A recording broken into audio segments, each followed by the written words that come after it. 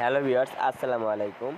আজকের এই ভিডিওতে আমি দেখাই দেব আপনি আপনার সিটিংসটি ছাড়াই কিভাবে আপনি আপনার ফোনের সম্পূর্ণ সিটিং দেখতে পারবেন।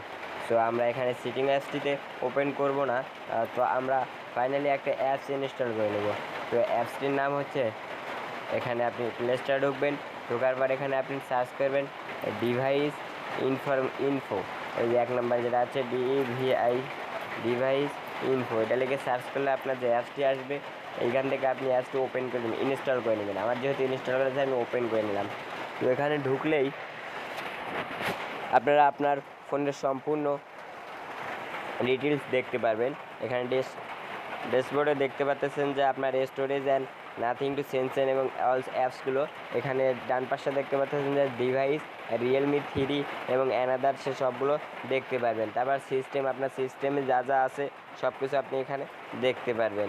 এবং সিপিইউ, আপনার প্রসেসর কীরকম এবং কত লেভেল এবং আপনার সিপিইউ টাইপ কত বিটের, এগুলো আপনি দেখতে পারবেন এবং কোর কত, সব আপনি এখানে দেখতে পারবেন। তো এখানে আপনি তারপর ব্যাটারিতে চলে আসবেন, আসার পর আপনি এখানে দেখতে পারবেন আপনার ব্যাটারির চার্জ লেভেল এবং স্ট্যাটাস এবং সব কিছু আপনি দেখতে পারবেন এবং টেম্পারেচার সহ সব কিছু দেখতে পারবেন, পাওয়ার ভোল্টেজ সব।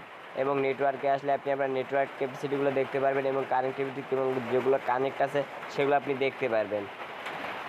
তারপর আপনি ডিসপ্লেতে চাইলে ডিসপ্লে দেখতে পারবেন এবং মেমোরিতে গেলে মেমোরি সব কিছু দেখতে পারবেন। এবং আপনি ক্যামেরা চাইলে ক্যামেরাগুলো দেখতে পারবেন এবং তাপমাত্রা, সেন্সর এবং অ্যাপস এবং টেস্ট সব কিছু আপনি এখানে চাইলে এখান থেকে দেখে নিতে পারেন। সো এই ভিডিওটি ভালো লাগলে আপনি অবশ্যই আমার চ্যানেল সাবস্ক্রাইব করবেন এবং একে লাইক দিয়ে পাশে থাকবেন।